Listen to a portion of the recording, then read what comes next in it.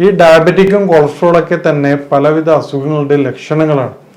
നമ്മളത് മനസ്സിലാക്കിക്കൊണ്ട് ജീവിക്കുകയാണെങ്കിൽ നമുക്ക് എല്ലാവിധ അസുഖങ്ങളിൽ നിന്ന് രക്ഷപ്പെടാൻ പറ്റും. ഇത്തരത്തിൽ ഡ്രൈ ഫ്രൂട്ട്സും നേരത്തെ പറഞ്ഞ വെജിറ്റബിൾസും ഉപയോഗിക്കുകയാണെങ്കിൽ നമുക്ക് കൊളസ്ട്രോൾ ഒരു പരിധി വരെ കൺട്രോളായിട്ട് കൊണ്ടുവരാൻ പറ്റും. കൊളസ്ട്രോൾ മാറാൻ വേണ്ടിയിട്ടുള്ള ഹോം റെമഡീസ് എന്തൊക്കെയാണെന്ന് നോക്കാം. നമുക്ക് ആദ്യമായിട്ടൊരു വളരെ സിമ്പിളായിട്ടുള്ള ഹോം റെമഡീസ് പറയാം.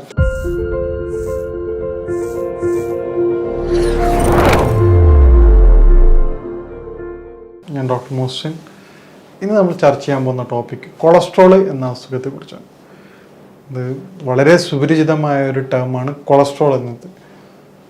പണ്ട് കാലത്തൊക്കെ കൊളസ്ട്രോൾ എന്ന് കേൾക്കുന്നത് പ്രായമുള്ള ആൾക്കാർക്ക് ഉണ്ടാവുന്ന ഡയബറ്റിക് കൊളസ്ട്രോൾ, BP, ആ ഒരു ടേമായിരുന്നു പണ്ടൊക്കെ ഉണ്ടായിരുന്നത്. പക്ഷേ ഇന്ന് OPയിൽ വരുന്ന യുവാക്കൾക്കടക്കം വളരെ എന്താ പറയുന്നത് കോമൺ ആയിക്കൊണ്ടിരിക്കുകയാണ് കൊളസ്ട്രോൾ. 30 വയസ്സിനുള്ളിൽ തന്നെ ഈവൻ കുട്ടികളിലടക്കം കൊളസ്ട്രോൾ വളരെ കോമൺ ആയിക്കൊണ്ടിരിക്കുകയാണ്. അപ്പോൾ അതെന്താണ് അതിൻ്റെ കാരണമെന്ന് നമുക്ക് പരിശോധിക്കാം. അതുപോലെ അതിൻ്റെ പരിഹാരം എന്താണെന്നും നോക്കാം. ആദ്യമായിട്ട് ഇന്നത്തെ ഏറ്റവും പ്രധാനപ്പെട്ട വില്ലനായിക്കൊണ്ടിരിക്കുന്നത് സഡൻഡറി ലൈഫ് സ്റ്റൈൽ തന്നെയാണ്. ഇന്നത്തെ ജീവിതശൈലി, നമുക്ക് ആവശ്യമുള്ളതിനേക്കാൾ എനർജി, ഒരു ശരാശരി ഒരു മെയിലിന് ഒരു ദിവസം ആവശ്യമുള്ളത് 2000 കലോറിയാണ്. ഈ കലോറിക്ക് പുറമെ വരും ഇന്നത്തെ അവസ്ഥയിൽ ഫിസിക്കൽ വർക്ക് കുറവുള്ള വ്യക്തികൾ നിർബന്ധമായിട്ടും അതിനനുസരിച്ചുള്ള കലോറി മാത്രമേ ഉപയോഗിക്കാൻ പാടുള്ളൂ. ഇല്ലെങ്കിൽ ഈ രൂപത്തിൽ ബോഡിയിൽ വെയിറ്റ് കൂടുകയും അത് പിന്നീട് മറ്റു പല പ്രശ്നങ്ങൾക്ക് ഒബേസിറ്റിക്ക് കാരണമാവുകയും ചെയ്യും. ഇത്തരത്തിൽ നോക്കുകയാണെങ്കിൽ കൊളസ്ട്രോളിൻ്റെ ഏറ്റവും പ്രധാനപ്പെട്ട വില്ലനാണ് നേരത്തെ പറഞ്ഞ മാതിരിയുള്ള ഒബേസിറ്റി. പിന്നീടുള്ള രണ്ടാമത്തെ ഏറ്റവും സഡൻഡറി ലൈഫ് സ്റ്റൈൽ കഴിഞ്ഞ് ഉടനെ വരുന്ന സഡൻഡറി ലൈഫ് സ്റ്റൈലിന് പറയാൻ പറ്റുന്ന ഇതാണ് ജങ്ക് ഫുഡ് ഐറ്റംസ്. ഈ ജങ്ക് ഫുഡ് ഐറ്റംസിലൊക്കെ വരുന്നത് പ്രിസർവേറ്റീവും ഓയിലുമാണ്. ഇതിൽ ഉപയോഗിക്കുന്ന ട്രാൻസ് ഫാറ്റ് ഓയിലാണ്. കാരണം അത് മാർക്കറ്റിൽ ഉപയോഗിക്കാൻ കാരണം ഇത് കൂടുതൽ കാലം കേടുകൂടാതെ നിൽക്കും. പക്ഷെ അത് ഗുരുതരമായ ആരോഗ്യ പ്രശ്നങ്ങൾക്ക് കാരണമാകും. അതാണ് ട്രൈഗ്ലിസറൈഡും ഫാറ്റ് വളരെയധികം കൂട്ടും കൊളസ്ട്രോൾ ബോഡിയിൽ. അതുപോലെ തന്നെ ബേക്കറി ഐറ്റംസിൽ ഉപയോഗിക്കുന്ന മൈദയിലൊക്കെ ഉപയോഗിക്കണം. പപ്സ് ഉണ്ടാക്കാനൊക്കെ കൂടുതലായിട്ട് ഉപയോഗിക്കുന്ന ഡാൽഡ ഐറ്റംസാണ്. അതുപോലെ ക്രീമിലൊക്കെ ഇതൊക്കെ ട്രാൻസ് ഫാറ്റ് കാറ്റഗറിയിലാണ്. ആഡഡ് ഷുഗറുകൾ, ഇതൊക്കെ കൊളസ്ട്രോൾ ഉണ്ടാക്കുന്ന പ്രധാനപ്പെട്ട വില്ലനാണ്. നമുക്ക് കൊളസ്ട്രോൾ ആണ് ഇപ്പം ഒരു 4 വർഷം മുമ്പ് കൊളസ്ട്രോൾ ഉള്ള പേഷ്യൻസിന് ഒരു 3 വർഷം കഴിഞ്ഞതിന് ശേഷം പിന്നീട് ചെക്ക് ചെയ്യുമ്പോൾ അവർ ഹിസ്റ്ററി എടുത്ത് നോക്കുമ്പോൾ അവർക്ക് ഡയബറ്റിക് വരികയാണ്. നമ്മൾ പ്രത്യേകിച്ച് മനസ്സിലാക്കുക കൊളസ്ട്രോൾ കൊണ്ടും ഹാർട്ട് ഡിസീസും കാർഡിയാക്കും മാത്രമേ ഉണ്ടാകുന്നതാണ് നമ്മുടെ തെറ്റിദ്ധാരണ. പക്ഷേ കൊളസ്ട്രോൾ എന്നുള്ളത് ഡയറക്റ്റ് വില്ലനാവുമ്പോൾ അത് ഡയബറ്റിക്കിനോടാണ്. ഒരു വ്യക്തിക്ക് ഡയബറ്റിക് വന്നു കഴിഞ്ഞാൽ പിന്നീട് അങ്ങോട്ട് ഓരോരോ സ്റ്റെപ്പായിട്ട് ഓരോ അസുഖങ്ങൾ വന്നുകൊണ്ടിരിക്കുകയാണ്. ഈ ഡയബറ്റിക്കും കൊളസ്ട്രോളൊക്കെ തന്നെ പലവിധ അസുഖങ്ങളുടെ ലക്ഷണങ്ങളാണ്.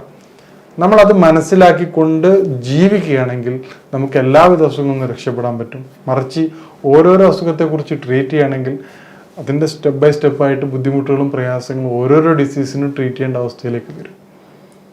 ഈ പറഞ്ഞതുപോലെ എന്താണ് ഇതിൻ്റെ കാരണം നമുക്ക് നോക്കാം. നേരത്തെ പറഞ്ഞ ഏറ്റവും പ്രധാനപ്പെട്ട കാരണം സഡൻഡറി ലൈഫ് സ്റ്റൈലാണ്. പിന്നീട് ജങ്ക് ഫുഡാണ്, ബേക്കറി ഐറ്റംസ്. ഇന്ന് സ്റ്റുഡൻസ് ആയാലും കുട്ടികളായാലും പപ്സ് കഴിക്കാൻ വേണ്ടി നിർബന്ധിക്കുകയാണ്. അതുപോലെ ലഡു, ബേക്കറി ഐറ്റംസ്, അതിലൊക്കെ ആർട്ടിഫിഷ്യൽ ഷുഗറും high fructose corn syrup, artificial ഷുഗറാണത്, ഹൈ ആണ് അതിൻ്റെ കലോറിക് വാല്യൂ. അത്രയൊന്നും ജോലി ഇല്ലാത്തൊരു വ്യക്തി ബോഡിയിലേക്ക് തുടർച്ചയായിക്കൊണ്ട് ഇപ്പം ലഞ്ച് ബ്രേക്ക് സമയത്തേക്ക് 1-2 പപ്സ് തിന്ന കുട്ടികളുണ്ട്.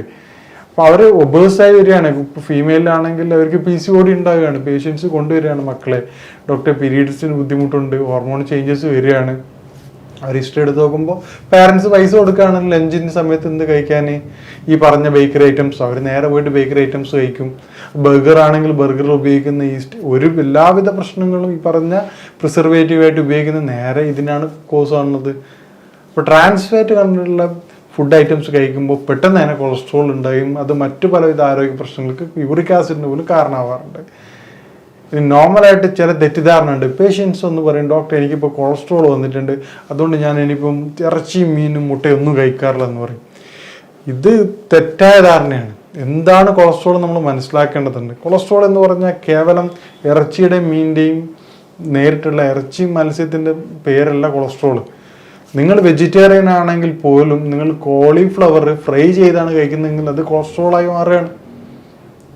നിങ്ങളതിൽ ഫാറ്റ് ഓയിൽ ഉപയോഗിക്കുമ്പോൾ മാത്രമേ അത് കൊളസ്ട്രോൾ ആയിട്ട് മാറുന്നുള്ളൂ. അല്ലാതെ ഇറച്ചി, മീനും മുട്ടയൊക്കെ പ്യുവർലി പ്രോട്ടീനാണ്. മുട്ടയുടെ മഞ്ഞക്കുരു മാത്രമാണ് കൊളസ്ട്രോൾ ആവുന്നുള്ളൂ.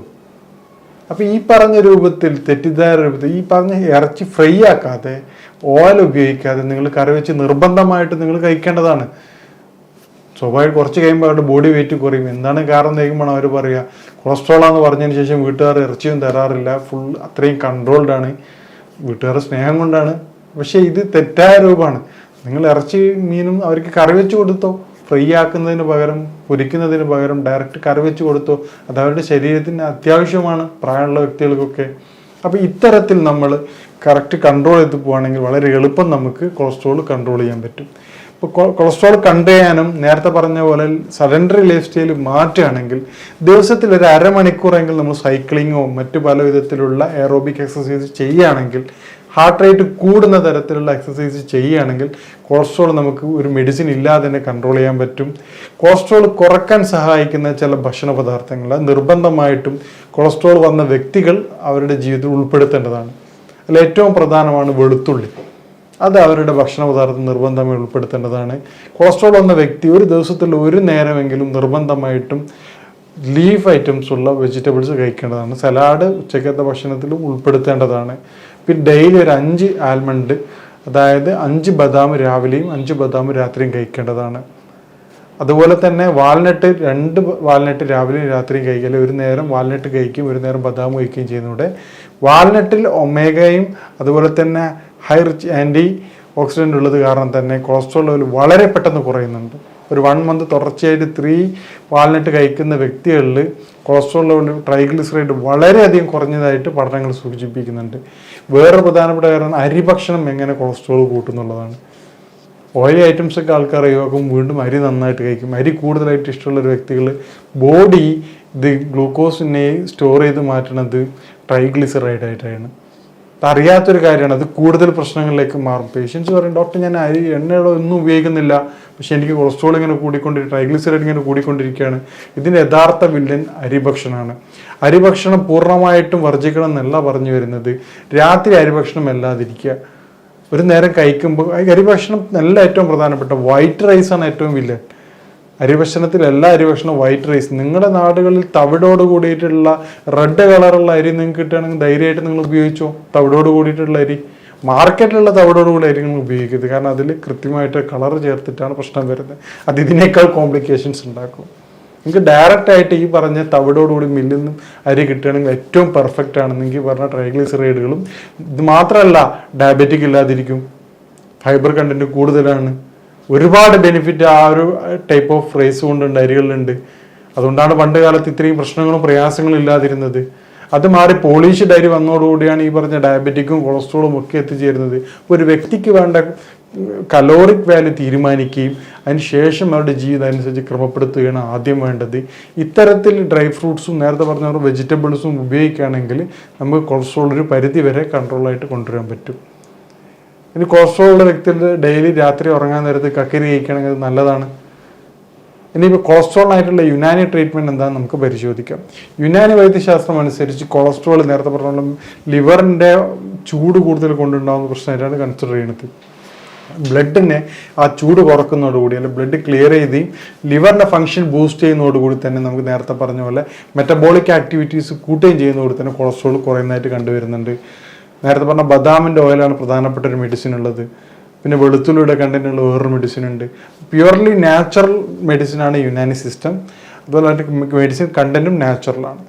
നേരത്തെ പറഞ്ഞ നാച്ചുറൽ വൈസ് നമ്മൾ നോക്കുകയാണെങ്കിൽ വളരെ എളുപ്പം തന്നെ കൊളസ്ട്രോൾ കുറയുന്നതാണ്. ഇനി കൊളസ്ട്രോൾ ഉണ്ടാവുന്ന കോംപ്ലിക്കേഷൻസ്, നമ്മൾ ഏറ്റവും പ്രധാനപ്പെട്ട കോംപ്ലിക്കേഷൻസ് വരുന്നത് കാർഡിയാക് ഡിസീസാണ്. അതുപോലെ തന്നെ ഡയബറ്റിക് ആണ്. കാർഡിയാക്ക് എല്ലാവർക്കും അറിയാൻ പറ്റും, പക്ഷേ ഡയബറ്റിക്കിൻ്റെയും പ്രധാനപ്പെട്ട വില്ലൻ കൊളസ്ട്രോളാണ്. ഇനി കൊളസ്ട്രോൾ മാറാൻ വേണ്ടിയിട്ടുള്ള ഹോം റെമഡീസ് എന്തൊക്കെയാണെന്ന് നോക്കാം നമുക്ക്. ആദ്യമായിട്ടൊരു വളരെ സിമ്പിളായിട്ടുള്ള ഹോം റെമഡീസ് പറയാം. വെളുത്തുള്ളിയും ബദാമും തേനിൽ ചേർത്തുകൊണ്ട് ദിവസവും ഒരു 1/2 ടീസ്പൂൺ കഴിക്കുക. വെളുത്തുള്ളിയും ബദാമും 5 ബദാമും 3 ഇതിൽ വെളുത്തുള്ളിയും ചേർത്തുകൊണ്ട് തേനിൽ വെറും വയറ്റിൽ കഴിക്കുകയാണെങ്കിൽ കൊളസ്ട്രോൾ ലെവൽ കുറഞ്ഞു വരാൻ സഹായിക്കും. ഇതുപോലെ തന്നെ ആപ്പിൾ സിട്രർ വിനാഗർ, നേരത്തെ പറഞ്ഞ പോലെ ആപ്പിൾ വിനാഗർ നാച്ചുറൽ വിനാഗറാണ്. അത് രാത്രി അല്ലെങ്കിൽ രാവിലെ ഒരു നേരം കഴിക്കുകയാണെങ്കിൽ അതും കൊളസ്ട്രോൾ കുറയാൻ വേണ്ടി സഹായിക്കുന്നുണ്ട്. ഓയിലിന് പകരം ഒലിവ് ഓയിൽ യൂസ് ചെയ്യുന്നതാണെങ്കിൽ അതും കൊളസ്ട്രോൾ കുറയാൻ വളരെയധികം സഹായിക്കുന്നുണ്ട്. അതേപോലെ ലീഫ് വെജിറ്റബിൾസ് രാത്രി നിർബന്ധമായിട്ട് ഉൾപ്പെടുത്തുക. ഇത്തരത്തിൽ നമ്മൾ തുടർന്ന് പോവുകയാണെങ്കിൽ നമുക്ക് കൊളസ്ട്രോൾ വളരെ എളുപ്പത്തിൽ കൺട്രോൾ ചെയ്യാൻ പറ്റും. മെഡിസിൻസിന് പകരം ഡയറ്റിലൂടെ തന്നെ നമ്മുടെ ജീവിത ശൈലിയിലൂടെ തന്നെ നമുക്ക് മാറ്റം വരുത്തുകയാണെങ്കിൽ അത് മികച്ച ഫലം ലഭിക്കും. ശരീരത്തിന് കേവലം കൊളസ്ട്രോൾ മാത്രമല്ല എല്ലാ ആക്ടിവിറ്റീസിലും അത് പ്രതിപാദിക്കും. ഇത്തരത്തിൽ കൊളസ്ട്രോളുമായിട്ട് ബന്ധപ്പെട്ട എല്ലാവിധ സംശയങ്ങൾക്കും കാര്യങ്ങൾക്കും താഴത്തെ നമ്പറിൽ ബന്ധപ്പെടാവുന്നതാണ്. ഇതുപോലെ മറ്റൊരു വിഷയമായിട്ട് കാണാം. നന്ദി, നമസ്കാരം.